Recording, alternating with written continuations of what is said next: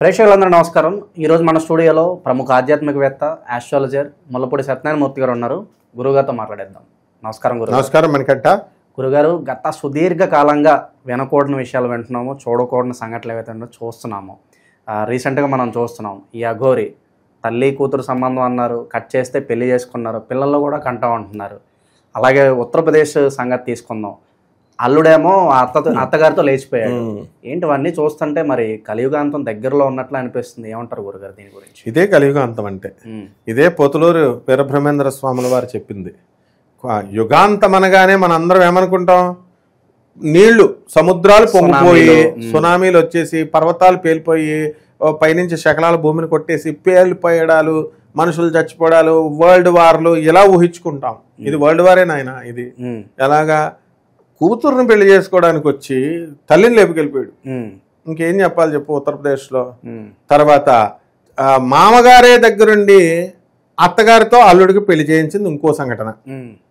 ఇకపోతే పోతులూరు వీరబ్రహ్మేంద్ర స్వాముల వారు ఏం చెప్పారంటే, ఆడవాళ్లే ఇంట్లో పాపం ఇదివరకు ఉండేవారు, వాళ్ళు బయటకు వచ్చి చదువుతారు, ఉద్యోగాలు చేస్తారు అన్నారు. బాగుంది. అది ఎప్పటికీ మార్చుకుంటూ ఉండాలన్నప్పుడు 1950 ఆ టైం ఇండిపెండెన్స్ వచ్చేంత వరకు ఆ పరిస్థితి. ఆ తర్వాత బయటకు వచ్చిన తర్వాత అక్రమ సంబంధాలు, వాళ్ళు ఎవరిష్టం వచ్చినట్టు వాళ్ళు అన్నారు. ఇప్పుడు సుప్రీంకోర్టు తీర్పే ఇచ్చింది. పెళ్ళైనటువంటి వ్యక్తి నిర్భయంగా అతను వేరే వాళ్ళతో సెక్స్ చేయొచ్చు. పెళ్ళైనటువంటి స్త్రీ ఆమెకు ఇష్టపూర్వకంగా వేరే వాళ్ళతో సెక్స్ చేయొచ్చు. సో ఏమన్నా అంటే సుప్రీంకోర్టు సైటేషన్ ఉందంటున్నారు. సుప్రీంకోర్టు మంచి ఉద్దేశంతో చెప్పినా కూడా, అరే నీ స్వేచ్ఛకి ఎందుకు మేము అడ్డరావడం? Right to education, right to speech లాగా రైట్ టు సెక్స్ అని నీకు కాన్స్టిట్యూషన్ లో ఉన్నది కాబట్టి మిస్యూజే చేసుకుంటున్నారు. ఇలాంటి మిస్యూజ్లే జరుగుతాయనే పోతులూరు వీరబ్రహ్మేంద్ర స్వాముల వారు చెప్పారు. కాబట్టి ఇది కలియుగం, ఇది కామయుగం, అందులో డౌటే లేదు. కాబట్టి ఈ యొక్క ఆడవాళ్ళు పెళ్ళిళ్ళు చేసుకుంటారు. ఆడది ఏదైనా చేస్తుంది అంటే ఇంతకుముందు సాంప్రదాయబద్ధంగా కాకుండా కొంతమంది ఇలా మారిపోతారు అని బ్రహ్మంగారు చెప్పారు. అందులో భాగంగానే అమ్మా అమ్మా అంటూ పిలిచి, అఘోరమ్మ అఘోరమ్మ అంటూ పిలిచి, వర్షిణి బీటెక్ సెకండ్ ఇయర్ చదువుతున్నటువంటి స్టూడెంట్, అద్భుతమైన ప్రతిభా పటవాలు ఉన్నాయి అమ్మాయికి, వాక్చాతుర్యం అద్భుతంగా ఉంది. అలాంటి అమ్మాయి డీప్ లవ్లో పడిపోయి లవర్ బాయ్ కింద చేసేసింది మనవాడు. ముసిముసినములు పార పళ్ళతో నవ్వుతుంటే అందరూ భయపడి చేస్తున్నారు. మొత్తం రెండు సుదీర్ఘకాలంగా తెలంగాణని, తెలుగు ప్రజల్ని, ఆంధ్ర తెలుగు ప్రజల్ని భయపెట్టినటువంటి తన సుందర మనోహర రూపంతో అఘోరి శ్రీనివాస్ భయపెడుతున్నాడు అనమాట పారపళ్ళతో. ఇవన్నీ కూడా మరి అదే కదా బ్రహ్మంగారు చెప్పిన కలియుగాంతం. ఇప్పుడు చక్కగా వర్షిని డిక్లేర్ చేసింది, మేము పెళ్లి చేసుకున్నాం, పిల్లల్ని కూడా కంటాము అని. సూపర్ అనమాట. కాబట్టి కన్ని చూపిస్తారు కూడా వాళ్ళు. ఇదే ప్రపంచ వింత విషయం.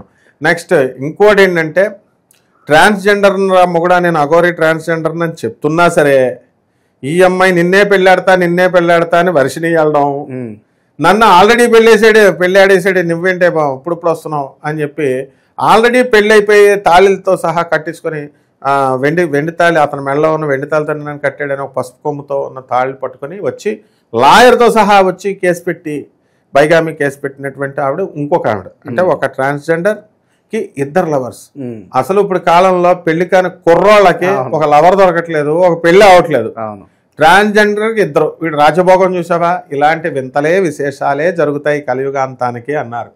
ఇవే నిదర్శనాలు. కాబట్టి ఎట్టి పరిస్థితుల్లో మనకి ఈ యొక్క కలియుగాంతంలో 2030కి చాలా దగ్గరలో మనం ఉన్నాం అనమాట. అండ్ రెండవది ఏంటంటే కోలివింగ్. ఇప్పుడు ఇంతకుముందు పద్ధతుల ప్రకారం మనము 1970s 80sకి వెళ్ళిపోతే హాస్టల్ రూమ్స్ తీసుకునేవారు. పీజీ హాస్టల్స్ అన్నారు, వైఫై ఫ్రీ అన్నారు. ఇలాగ స్టెప్ బై స్టెప్ వచ్చుకుంటూ డెవలప్మెంట్ వచ్చు.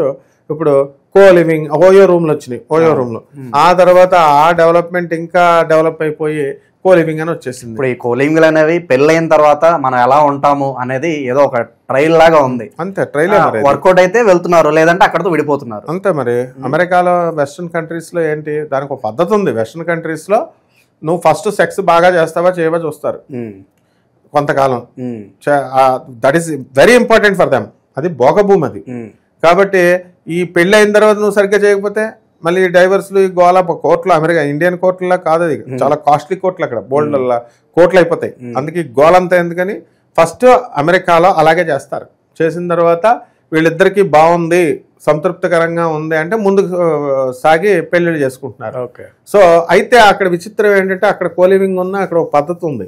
ఎలాగంటే అక్కడ మెచ్యూరిటీ ఉంటున్నాడు, అక్కడ మెంటల్ స్టేచర్ బాగుంటుంది. కాబట్టి ఎంతవరకు ఉండాలో లిమిటేషన్స్ లో ఉంటారు. మన భారతీయులకి అవి ఏమి ఉండవు. కాబట్టి ఇక్కడ పొలవమని వెళ్ళిపోయి కాశీగుడి అన్నారనుకో, గొల్ల చుట్టూ తిరగంటారా అంటే కాశీ మీద పడిపోతారు, ఫుల్ రష్ చేస్తారు. షిరిడి మీద పడిపోయారు. అలాగే అన్ని గుళ్ళు, మా కామాఖ్య గుడి మీద రష్ చేసేస్తారు. అట్లా వాళ్ళకి మెచ్యూరిటీ ఉండదు. కాబట్టి వీళ్ళంతా కోలివింగ్లోకి వెళ్ళిపోయారు. ఈ కోలివింగ్లో లాంటిదే మన అఘోరి శ్రీనివాస్. కోలివింగ్లో ఆడదే ఇంతకుముందు రూమ్స్లో గెస్ట్ హౌస్లో ఆడవాళ్ళు పడుకోవచ్చు, లేదా మగవాళ్ళు పడుకోవచ్చు, కలిసి బతుకుతారు.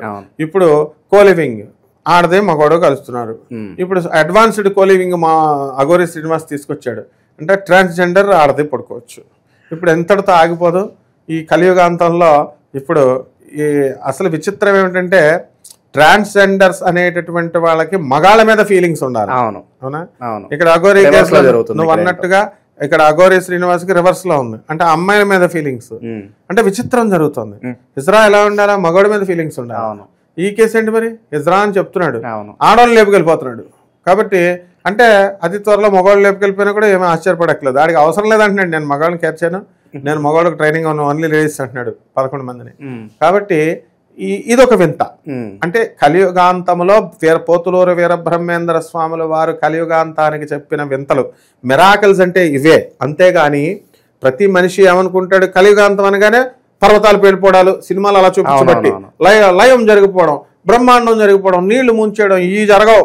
ఒకళ్ళొకళ్ళు లేపుకెళ్ళిపోవడాలు, ఒకళ్ళొకళ్ళు ఎవడిష్టం వచ్చినట్టు వాళ్ళు బెదిరించేసుకోవడాలు, వెళ్ళిపోవడాలు, డబ్బాషో పేరాషో ఏదో ఒక ఆశతో మోరల్ ఎథిక్స్ వాల్యూస్ అన్ని కూడా త్రొంగలోకి తొక్కేసి ఎవరిష్టం వచ్చినట్టు వాళ్ళు చేసుకోవడమే కలియుగాంతానికి.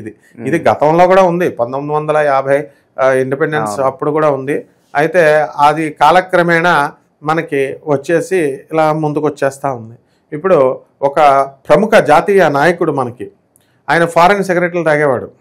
గాంధీ మహాత్ముడు వచ్చి అడిగాడు, ఏమని, మనం విదేశీ ఉద్యమం చేస్తున్నాం, మనం ఇవన్నీ విదేశీ వస్తువులను కాల్చేస్తున్నాం అంటే ఆయనకి గాంధీ గారు ఎదురు చెప్పలేడు. ఆయనకి అంత జలసా పురుషుడు ఆయన. కాబట్టి ఆయన ఏమన్నాడు, నేను కూడా కాల్ చేస్తున్నాను, సిగరెట్ కాలుస్తున్నాడు, ఫారెన్ సిగరెట్, నేను కూడా కాలుస్తున్నాను మహాత్మా గాంధీ, ఇదిగా ఫారెన్ సిగరెట్. మీరేమో అంటే అందరూ బట్టలేసి ఇలా కాలుస్తున్నారు, ఇక్కడ పోగులేసేసి అందరూ విదేశీ వస్తువులను అందులో పడేస్తున్నారు, ఆయన నేను తగలబెడుతున్నాను అంటాడు అనమాట. అలా ఉంది. అలాగే చక్కగా ఈ ఎంతో మందికి అక్రమ సంబంధాలు ఉన్నాయని చెప్పేసి ఎప్పటి నుంచో ఉన్నాయి.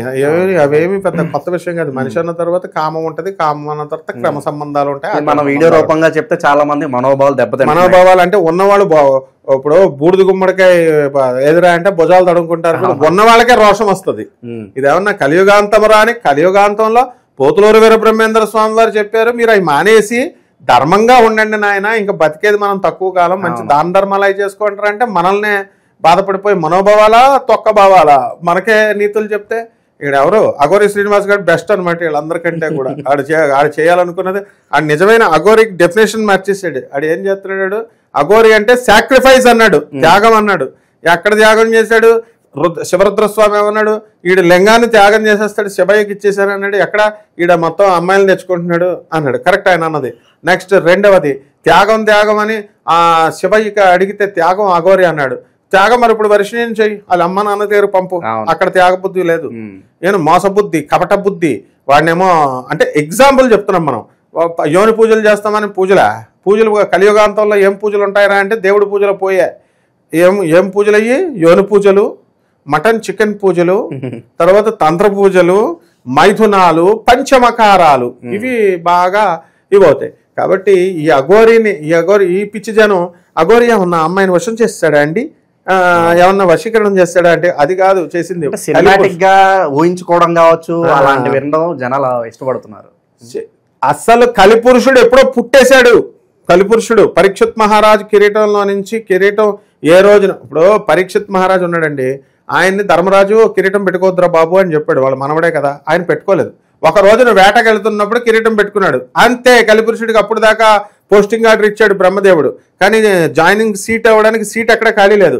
ఇప్పుడు కిరీటం పెట్టగానే వెంటనే కలిపురుషుడు దూరేసి పరీక్షిత్ ఎవరిలో దూరేశాడు? పరీక్షిత్ మహారాజులోనే దూరేసి అహంకారం వచ్చేసింది. నీళ్ళు అడిగాడు అక్కడ తపస్సు చేసుకుంటున్న ఋషిని, ఆయనేమో కళ్ళు తెరవడు పాపం, తపస్సులో ఉన్నాడు. వెంటనే అక్కడ చచ్చిపోయిన పాము, కలి ప్రభావం వల్ల చచ్చిపోయిన పామును ఆయన మెళ్ళ వేసి వెళ్ళిపోతాడు. అక్కడే కలి ప్రారంభం. అలాగా ఈ అఘోరి శ్రీనివాస్ ఏంటంటే కలిపురుషుడికి వశమైపోయాడు ఆల్రెడీ.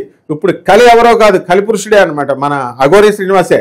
కాబట్టి ఆ రోజున ద్వాపర యుగంలో ఎవరు కలిపురుషుడు ఎవరిని పట్టుకున్నాడు? దుర్యోధనుడి రూపంలో వచ్చాడు. ఇప్పుడు ఫేక్ గురువులు, ఫేక్ దాదాలు, ఫేక్ బాబాలు, ఫేక్ ప్రవచనకారులు, ఫేక్ మంత్రగాళ్ళు వస్తారన్నారు. నిజమైనటువంటి వాస్తవమైనటువంటి యథార్థమైనటువంటి జ్ఞానాన్ని ఎవరైతే బోధిస్తారో ఇది ఎవరు ప్రజలు రిసీవ్ చేసుకోరని బ్రహ్మం గారు చెప్పారు. ఇదే కలియుగాంతం. ఇప్పుడు దొంగ బాబాలు, దొంగ స్వామీజీలు వీళ్ళు చెప్తున్నాయి అంటారనమాట దొంగ మంత్రగాళ్ళు. ఇప్పుడు అఘోరిదే సామ్రాజ్యం, వాడిదే రాజ్యం.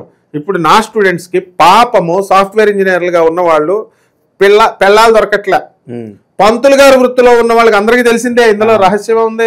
పంతులు గారి వృత్తిలో స్మార్థం చేసుకుని పంతులు గారి వృత్తిలో ఉన్న వాళ్ళని సాఫ్ట్వేర్ అబ్బాయిలని నేను చేసుకుంటాం, మేము మిమ్మల్ని పెళ్లి చేసుకొని పెళ్లిళ్ళు కావట్లే బ్రాహ్మణ పిల్లలకి. అటువంటిది ఇక్కడ ఏం జరిగింది? ఈ అఘోరికి వాడికి రూపాయి ఆదాయం లేదు, అందం లేదు, ఏమీ లేదు. గారపళ్ళు మంచి బ్రహ్మాండంగా బ్యూటిఫుల్ గా కనబడింది. ఆ కలర్ చూసి లవ్ చేసిందంట మన వర్షిని. మరి అలాంటి వాడికి ఇద్దరేసి ముగ్గురేసి పెళ్ళాలు చక్కగా పొలవమని వచ్చేస్తున్నారు. 11 మంది ఇంకా నాకు లైన్ లో ఉన్నారని చెప్తున్నాడు. కాబట్టి ట్రైనింగ్ ఇస్తున్నాను అంటున్నాడు. కాబట్టి ఇంకా ఎంతో మంది భక్తులు వెళ్ళిపోయి ఆడభక్తులు వెళ్ళిపోయి దండాలు ఎట్టేస్తున్నారు. కాబట్టి ఈ ఆడభక్తులందరికీ తాళి కట్టేస్తాడు. ఇవన్నీ చూస్తాను నిజంగానే ఇదే కలియుగాంతం గ్యారంటీ వచ్చింది. ఎవరి మనోభావాలకి సంబంధం లేదు. కొట్ల కింద ఇలాంటి అక్రమాలు జరిగిపోతా ఉంటాయి. కరోనా వచ్చినప్పుడు ఏం చేశారు? అలా అరే బాబు చచ్చిపోతాం రా మనం, బీ కేర్ఫుల్ అంటే ఒప్పుకోవట్లేదు జనాలు, చావుకి యాక్సెప్ట్ లేదు. ఇలా లేచిపోవడాలు అయితే యాక్సెప్ట్. పని పాట మానేసి పోతులూరు వీరబ్రహ్మేంద్ర స్వామి వారు మళ్ళీ ఇంకోటి కూడా చెప్పారు, నీ కుటుంబ విషయాల్లో నీది ఆలోచించుకోకుండా బయట మహా ఇంట్రెస్ట్ ఉంటది అన్నారు. ప్రతి వర్డ్కి కూడా 2 వారాల నుంచి నువ్వు చూడు లక్షలు వెళ్ళిపోతున్నాయి ఒక విఐపి లాగా. మరి అందుకే బిగ్ బాస్ షో కూడా అందుకే గురుగారు అంత క్రేజ్ వచ్చింది. అందుకే జనాలకి ఎదుటి వాళ్ళ జీవితాల్లో ఏం చూడాలంటే చాలా అవును. అందుకనే ఇలాంటివన్నీ వస్తాయి. ఇదే కలియుగాంతం. కాబట్టి మన ప్రేక్షకులకి ఏంటంటే మనం ఇందు మూలంగా తెలియజేసేది కలియుగాంతం అంటే పేలుళ్ళు సినిమాల్లో సినిమా ట్రాఫిక్స్ నాయన అలాంటివి ఉండవు. మనుషుల్లో కొంతమంది పర్సెంట్ మన కరోనా వచ్చినట్టు కొట్టుకుపోతూ ఉంటుంది. రోగాలు వచ్చినప్పుడు మలేరియా, ప్లేగ్ వ్యాధి, కరోనా, క్యాన్సర్ వ్యాధులు ఇలా పోతా ఉంటారు. ఇంకా పెరుగుతాయి అన్నమాట రోగాలు. ఇంకా 82 వైరస్లు వస్తాయని మన గురువు గారు యోగి ప్రభాకర్, హిమాలయ ప్రభాకర్ గారు చెప్పారు, క్లియర్ గా చెప్పారు. ఇంకా 82 వైరస్లు వస్తాయి, రోగాలు వస్తాయి. ఇవన్నీ బ్రహ్మం గారు చెప్పినయే. భవిష్యమాలిక గురించి ఆయన చెప్తున్నారు. ఆ భవిష్యమాలిక కాశీనాథ్ మహారాజ్ గారు వస్తేనే మనం అన్నమయపురంలో శోభారాజు గారి దగ్గర చెప్తేనే మనల్ని జనాలు అయిపోయి డైజెస్ట్ చేసుకోలేకపోతున్నారు. కానీ ఖచ్చితంగా ఇదే కలియుగాంతం. కాబట్టి ప్రత్యేకించి జరిగేది ఏది లేదు. గుట్టల కింద 82 రోగాలు ఇంకా రెడీగా ఉన్నాయి, వైరస్లు ఆ ప్రమాదంలో ఉన్నాయి. ఇలాంటి ఎథికల్ వాల్యూస్ ఉండవు. ఈ ఒకరి 3-4 పెళ్లి చేసుకున్నా ఏం కంగారు పడక్కర్లేదు. మొత్తం మీద హ్యాపీ లైఫ్ లీడ్ చేస్తున్నాడు. ఆ కారు ఒకటి పెట్టుకున్నాడు చక్కగా, దానికి పెట్రోల్ ఓడిపోతున్నాడో తెలియదు, పుర్రలు ఎట్టుకుంటున్నాడు, బుర్రమని వెళ్ళిపోతున్నాడు ఆయన. కలియుగాంతం గురించి మాకు కళ్ళ కట్టినట్టు వివరించారు గురుగారు. ధన్యవాదాలు.